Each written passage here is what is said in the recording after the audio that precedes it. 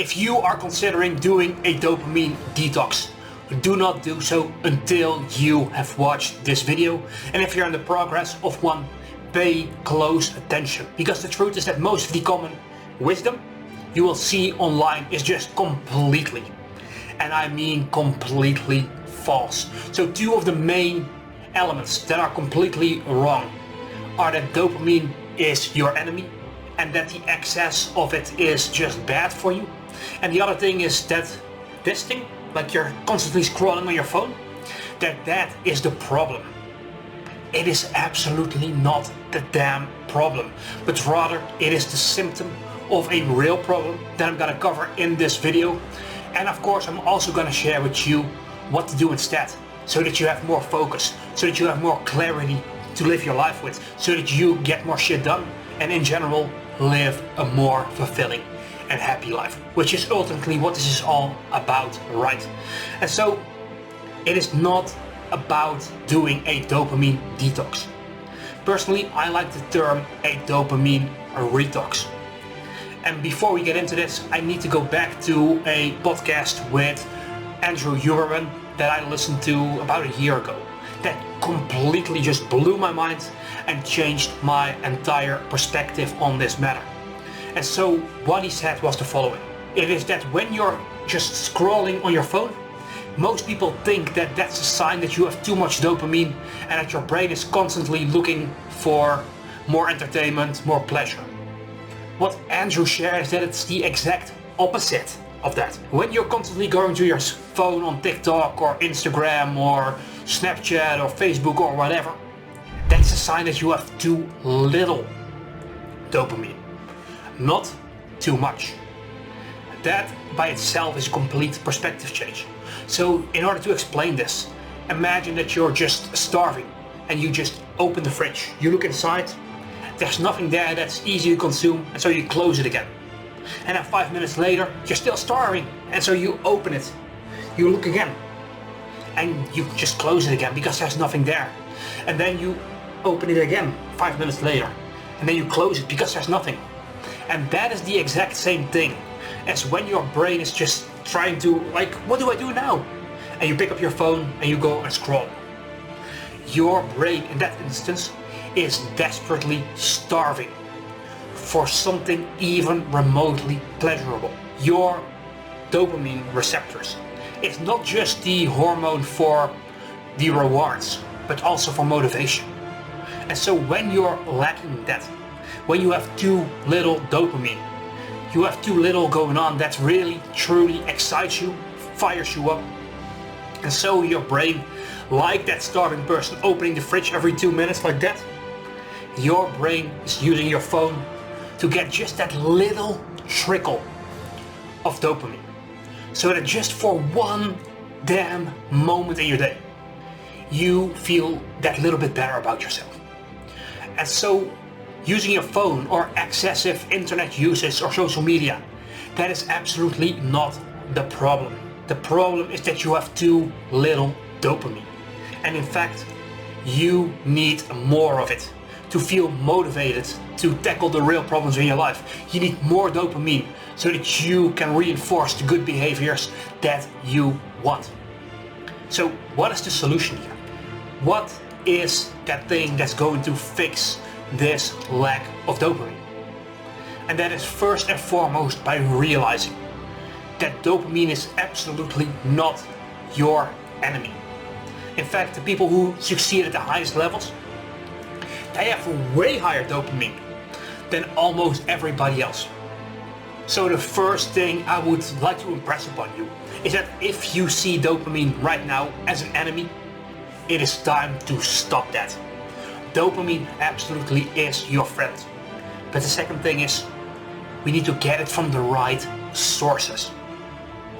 Because if we live our lives in a way where we do things that move us forward, where we do things that excite us, where we do things that are in alignment with our long-term vision.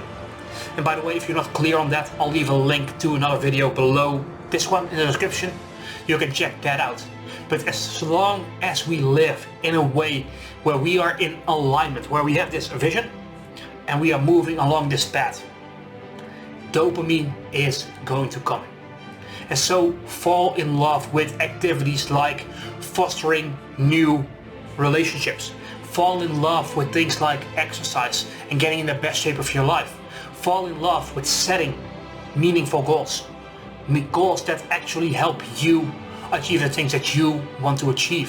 Fall in love with working on those goals. Fall in love with the things that will make you the best version of yourself. So to give you one example of this, when you exercise, your body naturally relieves both dopamine as well as endorphins, which leads to more happiness basically. And the same thing happens when you're working on something, a goal that is meaningful. That moment when you have that feeling of, yes, I am doing something greater. I am moving my life ahead. I am moving ahead with this particular goal. I am doing something to learn a new skill.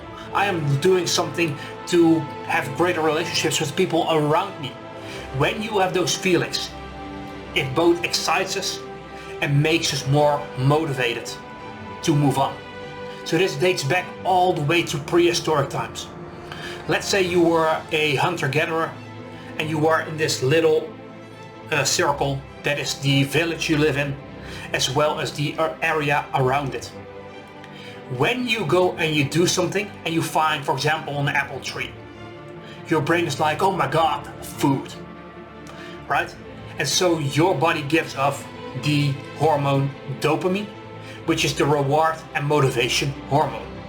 And it implants in you that if I do this, if I walk over to this tree, I'm gonna get a reward. So start falling in love with the process of doing things, not just the thing at the end of the tunnel. Because that's something that really prevents a lot of people from reaching their goals. They take a goal that is so far into the future over here that they're like, well, I don't see the progress right now. For example, if you want to get in the best shape of your life, if you go to the gym once, you're not gonna see any difference. If you go to the gym twice or 3 times, you're still not gonna see it. And the problem there is that your activity is over here, while the reward is all the way over there in the future. So what you want to do is you want to gamify things a little bit for yourself. So maybe you measure the amount of reps you can do in the gym. Maybe you measure your progress of, you know what, for my business I wrote 1,000 words today. I posted on social media 5 times. I made 2 new ads. I did this thing, I did that thing. And you celebrate those wins along the way.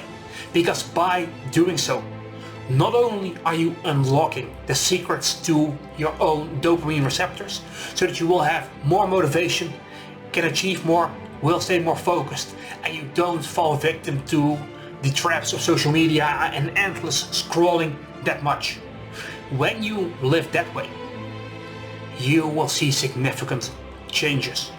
But it starts with getting clear on where you want to go. And you start heading that direction little bit by little bit by little bit. You start doing things that naturally increase your dopamine levels, while at the same time they enhance your life. And then what you're gonna do is you're gonna reinforce that behavior through maybe some rewards for yourself, through saying to yourself, you know what, I'm doing this activity and that helps me reach this long-term goal. When you gamify it like that, when you're like tracking every single thing and you can see even just the tiniest bit of progress, that helps keep us motivated, that helps hack our dopamine levels to be higher, and that helps us with living a fulfilling life.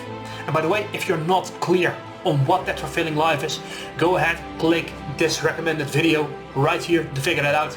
And before you do that, leave this video a quick like, and I'll see you in the next one.